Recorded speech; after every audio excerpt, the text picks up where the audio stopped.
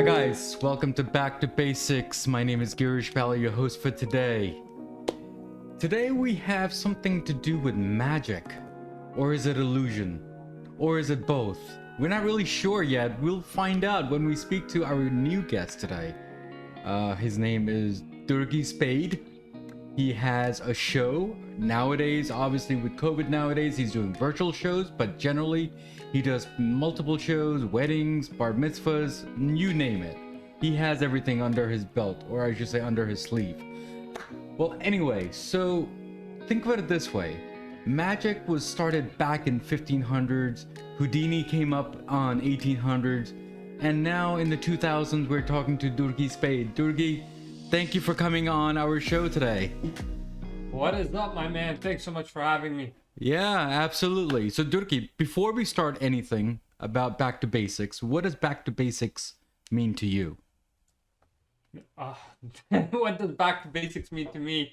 I guess it means, getting rid of all the noise and getting back to just the simple things that we have in life, right? So, just the bare elements that we need maybe to live, to survive, to entertain, to have a conversation. That's the Back to Basics, and I think that's what we're trying to do, even before COVID and even after. So, are we talking about magic here? Are we talking new illusions? Are we talking, I don't know, mimicry? What are we talking here? Tell me, explain to me. That's a good question. So these terms get thrown around a lot, right? Like magic, illusions, and stuff. With illusions, oftentimes people think of the concept of when something physically changes from one thing to another. That might be an illusion. When we see a show on stage, like a big show, David Copperfield, he does illusions. These are often the items what we think about when we're talking about illusions. But magic kind of sits higher up. It's almost like a hierarchy. So magic covers illusions, but it also covers so many different departments, if you will, or compartments, maybe is a better word, of it, right? So illusions, but then we can talk about mentalism, which is magic of the mind, and other types of magic as well. So before we get into other stuff of yours, your field, I guess you were a software developer. Okay, and so software developer has nothing to do with magic at all, or I should say illusions, or whatever word you want to use. But how did that start, and how did that transition over? How did you pivot over? Maybe that's the right word. You know what? So software is something I've always done, growing up in high school, and that's what I went to school for. But you'd be surprised. So even in like big shows, right? Like, or even if you go to a show, and even a smaller show in a small theater, right? There's still like software and hardware and stuff that runs the show. So there is still some connection, right? It's not, like you said, right? It's not the 1500s, it's not the 1800s where magicians are just out in the middle of the street performing without a microphone and crowds are gathering around. That still happens, right? That's called street magic. But even then, they've still maybe got microphones, and maybe they're using technology in some ways, their cell phones and whatnot. But before I go off track too much, that's how I got into the software world. That's what I went to school for. But magic has also been something that I've always done since I was a kid, and it's something I continue to do. Yeah, but just keep in mind that back in 1500s, I mean, we used to keep the rabbit out of the hat, and that was a street magic or trick or whatever you want to call it, right? And then Houdini came in the 1800s and made that street thing into a stage show. Right. Okay, and I think nowadays, if you remember, I don't know if you remember, because now it gives my age now, if you think about it, David Copperfield, he used to did all these magic shows, but then all of a sudden he did an interview once and he said, you know what? We're not doing magic here. We're doing illusions. Right. So do you call yourself a illusionist, or do you call yourself a mentalist, or what do you call yourself? So there's a joke I heard in magic, someone said to me, the question was, what's the difference between like a magician and an illusionist? Hmm. And the joke was, you call yourself an illusionist when you're ready to charge 10 times more the price. Nice. Which I always thought was funny. But what that really means is, a lot of the times it's a marketing thing too, right? Yeah. So are we gonna go watch an illusion show tonight in New York and at this theater, or are we all gonna watch, mentalism show in this theater? So really, a lot of it is marketing and how you're pushing and selling to sell the show, if you will. But also, as I said, the magician, the person can describe themselves based on what they do. So what do I, specifically me, Durgy, what do? I do a lot of mentalism, which is like mind reading stuff, and I know you recently saw the show, and especially in a virtual world, that tends to work a little bit better from what I've found. Mm-hmm. Partly because with mentalism, it's all with the mind, right? Like think of a name. I'm gonna think of a name. Is it the same person? Type thing, right? That you don't need physical things. Mm. So I definitely describe myself as a mentalist. But there are some illusions in my show as well. There's things that physically move and cannot be explained. And so, some might describe me as an illusionist as well. So, so I brought you into this show as a magician or illusionist, depending on how much I paid you. Yeah, that's exactly right. Okay. So the show that I saw of your virtual show, it was quite creative, a little intelligent for the kids. So what are you trying to do to make kids make it fun or make it boring or make them think? So my show, to be honest, was never originally designed for kids. In fact, I've never been a kid's magician. So before the pandemic, I was performing for companies. I was performing for corporate events, and I was performing at weddings. That was my niche market, or niche market, as some people call it. Yeah. But at weddings, it's not. It's adults and it's adult entertainment. Yeah. It's Yeah. family friendly, right? There's nothing inappropriate in it. It's HR friendly because I get hired by corporations and I don't want to get in trouble by HR. Sure. And it is family friendly.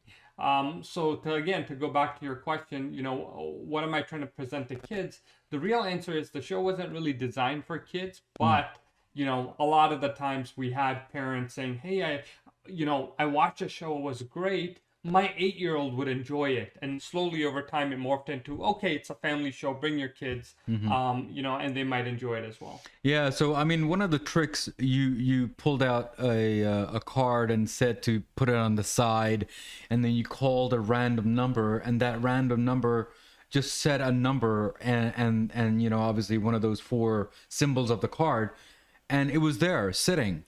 So how did that happen? I mean, that just surreal, actually, if you think about it.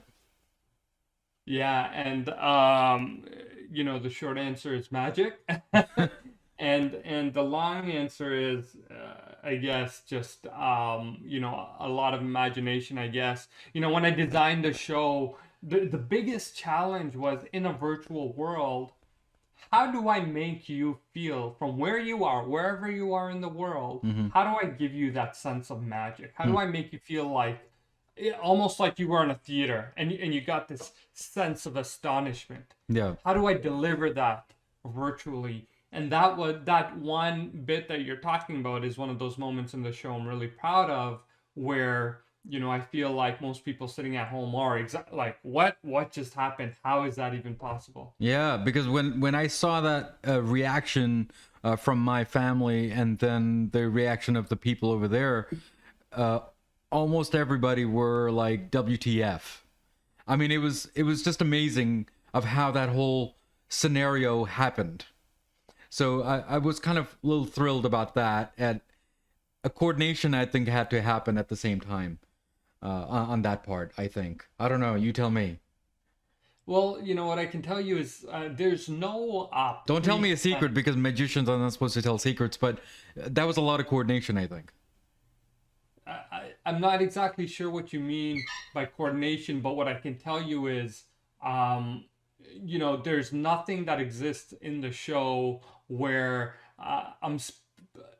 like there's no plants in the show. There's no one that I've spoken to in advance Yeah, and yeah. told them to like do something or hide something or anything like that. It just so happened I picked a random girl in the audience, her and her husband, and they were the ones that said the number. I remember that show now. Yeah. And then we called someone at random. That could have been you, for example. You Yeah, know what I yeah. mean? It is totally random. Yeah, maybe it's not the right word I'm using, but it's just surreal how that happened. So that was just amazing. So, Thank you. so let me ask you another question here. Is magic and illusion or mentalist, whatever you want to call it, is it fake news? Kind Is it of. fake news? I would say no. Okay. I would say no. Because when you go to see a magic show, Mm-hmm. what do? Right? You buy a ticket Mm-hmm. and you're going to be entertained, right? You're going out for a date night or you're going out for a family night. Mm-hmm. But you're probably not going thinking like, I'm gonna go watch this guy on a stage and he's like a shaman that has mystical powers, right? Mm-hmm. There's very few people that claim that. Mm-hmm. I certainly don't claim that, Mm-hmm. right? Mm-hmm. David Copperfield doesn't claim that. So when you say is magic real, I would say, to you, when you go to watch this show, it's real as it can be, right? You bought a ticket, you go, you see this thing, and now just look at yourself, right? You're remembering this thing that happened that's inexplainable, Yeah. right?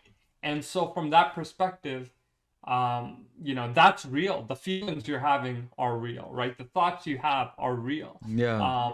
So, Yeah, I mean, I saw one of the shows of David Copperfield of uh, disappearing a plane on stage. right. That was one of the biggest highlights back in the 90s. I don't know if you remember that. I do, yeah. So I didn't know that if it was a video and a cut or live, because that was quite amazing how that happened. So no one still till today has matched that. I don't know. You tell me if that's true, but till now, I think no one has matched that.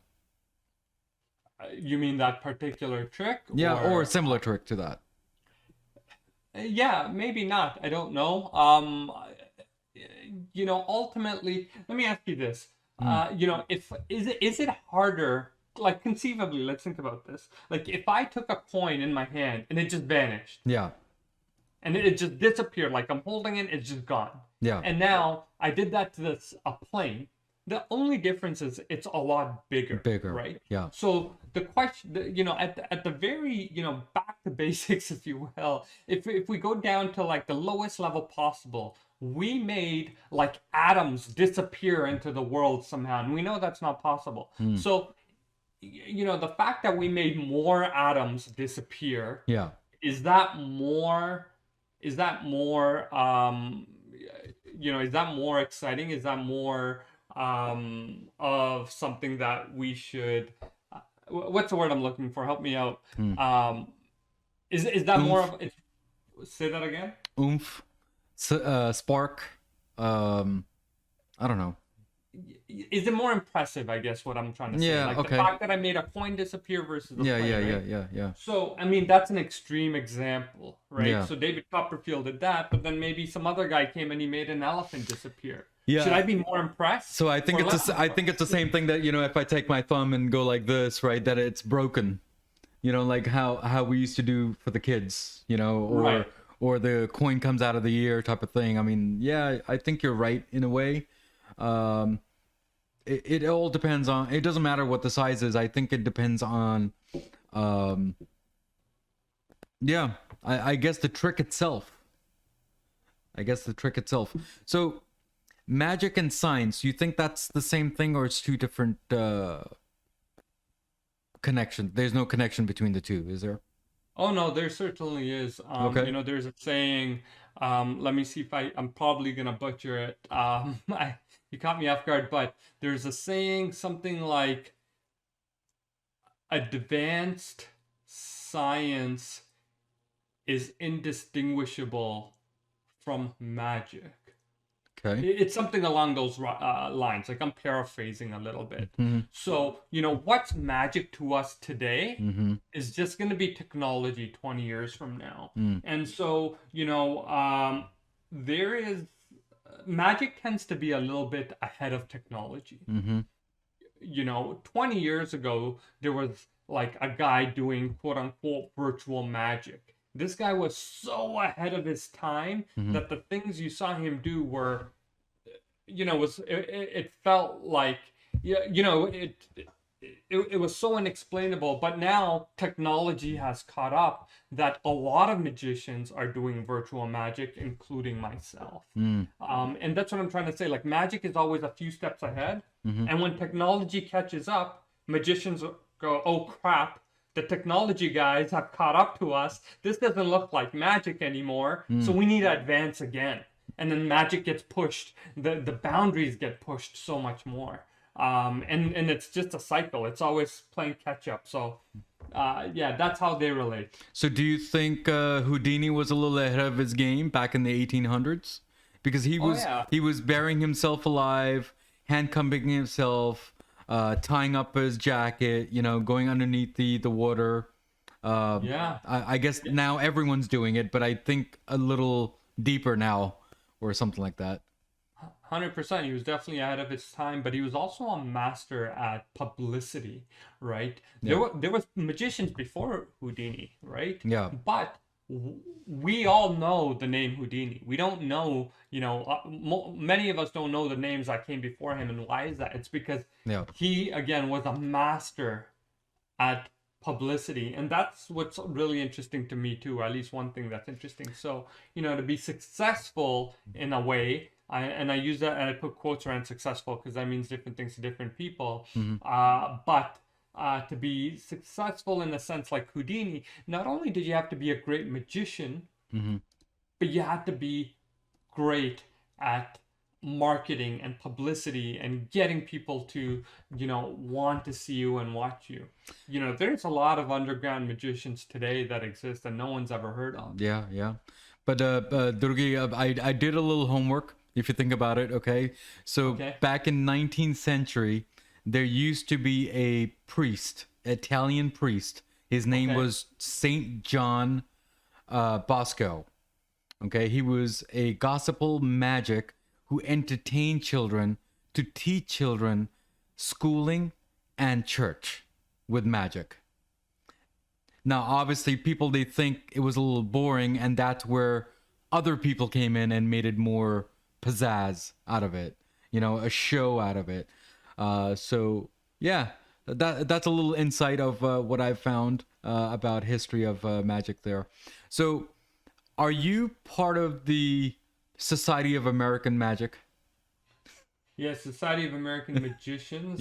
Sam. So I am not. I don't even live in the States. I'm in Toronto. Yes. So maybe part of the reason why I'm not. There's another big one called IBM, International Brotherhood of Magicians. And they're international. Like they're all over the world. And for a few years, I was part of their local chapter here in Toronto. But I. To be honest, I got so busy I had to stop going to the meeting. But I'm familiar with both. So I was actually gonna make a joke of it, but it looks like there is a society like that. It looks like. Yeah. Society of American Magicians is one, and then the other one, as I said, International Brotherhood of Magicians. So can you show us some tricks today? Can I show you something? Yeah, we could try something here. Let's try this. Maybe I could use your help as well. Sure. I've got a deck of cards here in front of me. Okay. And you can see they're fairly shuffled, yes? Yes. Okay. Let's do this. If I take about half the cards like this and do this, you can see them in here then get shuffled, yes? That's real? Yeah. This is not like sleight of hand or anything like that. No. Cards are really getting shuffled. You can hear them and see them. Whenever you like, my friend, just go ahead and say stop for me. Stop. Perfect. Can you remember that card? Yes. Okay, full disclosure, I can see that card. because it's on my monitor. So I know it's the Ace of Hearts. Mhm. But here's the thing: if you said stop one or two or three cards earlier, you would have ended up on a different card altogether. Yeah. And if you Yeah. said stop a little bit later, you would have ended up on one of these cards. But you ended up on, where is it? This guy over here, which is a little bit strange. Which is a little bit strange because of all the cards, you ended up with this one, which, if you notice, my table that's sitting over here the entire time matches your exact card, the Ace of Hearts. Craziness, Now, I just know. so guys, just keep in mind that me and Durgi did not plan this. We did not say that I was gonna get 8 of hearts. I was planning something else, and wow, that's just amazing. So you must have come to my home from Canada and down here and figured that out and planned it out, didn't you? I think you Yeah, did. that's exactly it. I am hiding in your attic right now. Yeah, yeah, exactly. I'm just surprised at how my attic looks, Durgi. Thank you. Yeah, that's right. There's a new room in your house you're unaware of. So, Durgi, any other things that we have missed regarding musician and illusions or mentalist that you want to explain? Yeah, nothing specific. All I can say is, like, magicians, like every other um, hobby or any other job title in this world, have had to pivot real hard during the pandemic, and there were really two options. One was either don't do anything and try to Yeah, ride it out yeah, and just sit at home, and what, when the government says you can go back out and perform, then you'll go back out and perform. That was option one. yeah. And option two was try to create something totally new and create, try to figure out how to do magic over a camera, over a FaceTime, over Zoom. Hmm. And that's how we ended up here. That's how I ended up with my virtual show. Um, which, by the way, can I mention the site in case anyone's interested to check Yes, it out? absolutely. Go for it. Go for it. Yeah, so it's virtualmagictime.com. And I've been doing a lot of shows for corporate events and even a couple of family events. It's a lot of fun, and if there's anyone that's interested, they can check it out there. Awesome. Durgi, thank you so much for this. This is just amazing how we both connected and congratulations on the virtual show. I mean, me and my family totally enjoyed your show and it was just great and I hope I'll be invited to the next one because I'm telling you, more the merrier and more ideas that I can come up with to ruin your magic also at the same time. Amazing. I love it. Well, thanks so much, man, for having me. It was a Sorry about that. I hate when that happens. I'll put these away. It was a blast being here today. Thank you so much, Durgi, for coming on my show, and it was an honor. Thank you. Take care. So, guys, we spoke with Durgi today. We spoke all about magic. We talked about illusions. We talked about history a little. We talked about currently what he's doing right now. Now, there's a quote of the day, as usual, as always in this show. And if you look at it, the quote of the day is a magic is an actor playing the part of magician. Now, that's by Houdini itself. So, guys, as usual, as always, everything in life goes back to basics, and that's what we did today regarding magic, regarding illusions, regarding Durgi, regarding illusions, whatever you want to call it, or even mentalist. But guys, keep on subscribing and commenting and give me all the support and love as you can, and God bless. See you next week. Next week's episode on Back to Basics. The 4 elements, if you know. Yeah, most definitely. It's rhyming, which is what I do. Then it's graffiti art, is what you see, on the trains and on the walls. Then it's, break dancing, the dancing essence of it. And then it's DJing, the turntablist. Yeah, yeah. And all of those make up the very essence of this music that millions and millions of people love. So it's more of, you're telling me that if I love one of the elements, I know hip hop? Or there's more to that? You are a part of it. You are part of it.